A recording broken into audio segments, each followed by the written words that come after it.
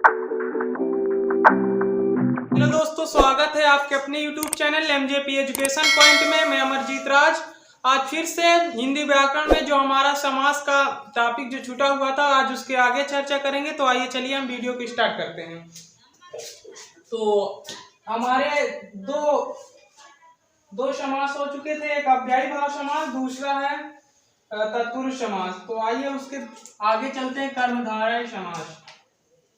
आगे जो तीसरा है हमारा कर्मधारय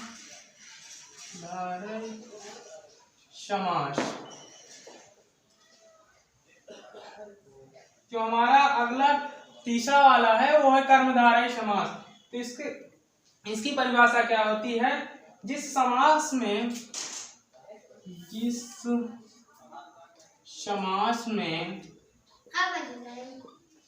प्रथम पद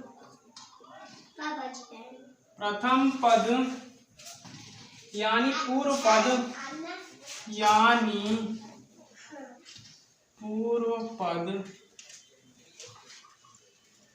पूर्व पद दूसरे पद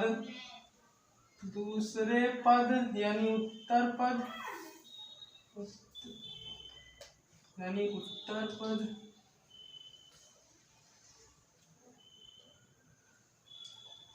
उत्तर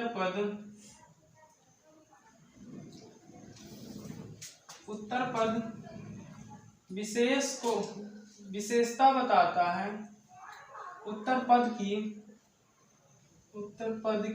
विशेषता बताता है, उसे कर्मधारय समास कहते हैं। उसे कर्मधारय समास कहते हैं। कर्मधारय समास की परिभाषा क्या है? जिस समास में प्रथम पद यानी पूर्व पद दूसरे पद यानी उत्तर पद की विशेषता बताता है, उसे कर्मधारय समास कहते हैं। या तो इसकी दूसरी डिफिनीशन है, दूसरी परिभाषा है, दूसरे पद की तुलना दूसरे पद की तुलना पर है जो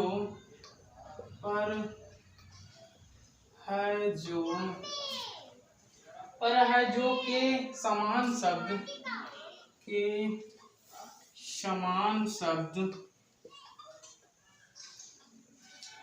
समान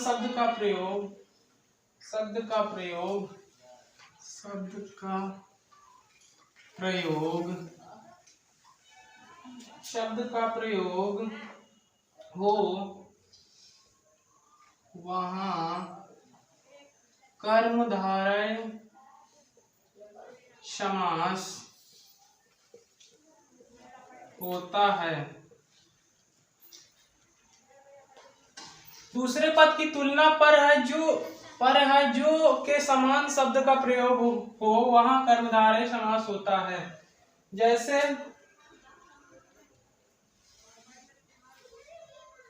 एग्जाम्पल है हमारा चरण कमल।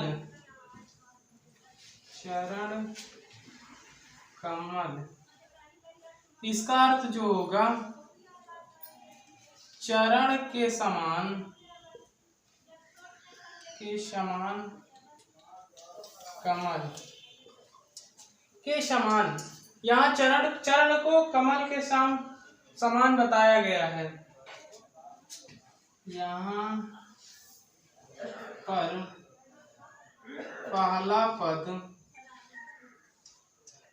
पद दूसरे पद की विशेषता बताता है।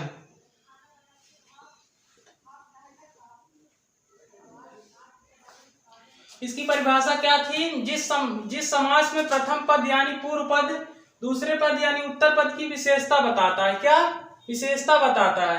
तो यहाँ पर पहला पद दूसरे पद की विशेषता बता रहा है, यानी चरण की विशेषता बता रहा है। चरण को कमल के समान यहाँ पर बता रहा है। तो हमारा यहाँ पास चरण कमल में चरण कमल में, चरण कमल में कर्मधारय समास हो जाएगा, कर्मधारय समास होगा। आइए इसके आगे चलते हैं और कुछ एग्जाम्पल इसके देख लेते हैं।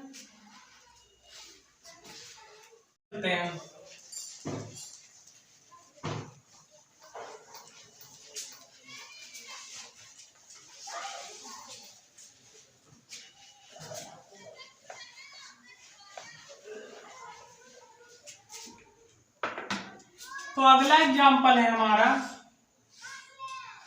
कमल नयन, कमल नयन। इसका जो अर्थ होगा कमल के समान, समान नयन।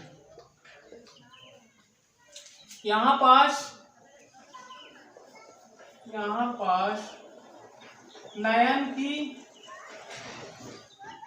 विशेषता बताई गई है।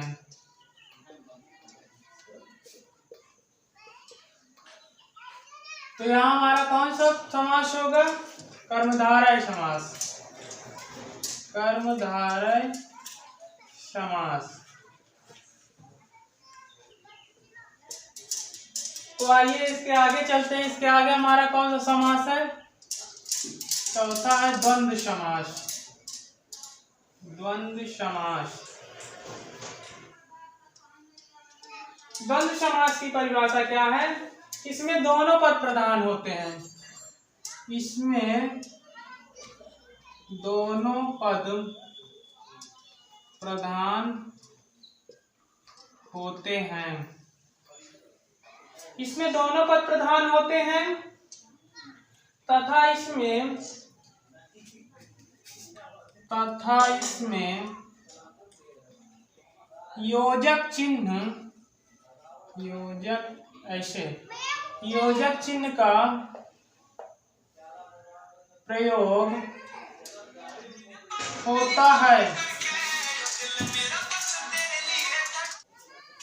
द्वंद्व समास की परिभाषा क्या है? इसमें दोनों पद प्रधान होते हैं तथा इसमें योजक चिन्ह का प्रयोग होता है तथा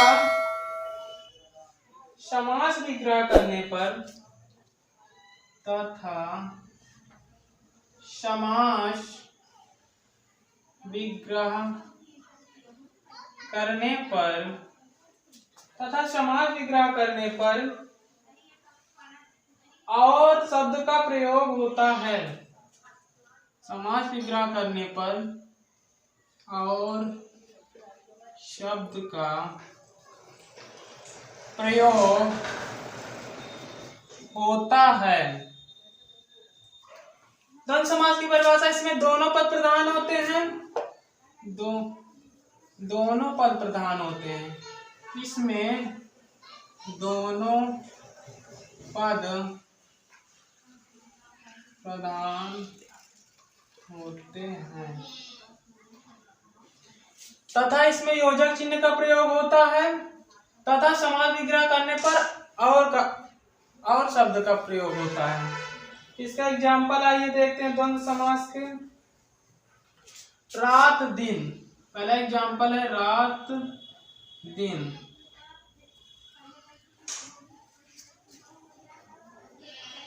इसका जो समास विग्रह होगा रात और दिन, रात और दिन। तथा इसमें एक और पॉइंट है, इसमें विलोमार्थक होंगे। जो हमारा समास रहेगा वो जैसे रात का विलोम दिन, दिन का विलोम रात, तो इसमें विलोमार्थक शब्द आएंगे। जो शब्द होंगे वो विलोमार्थक रहेंगे। इसमें विलोमार्थक शब्द होंगे। तो हमारा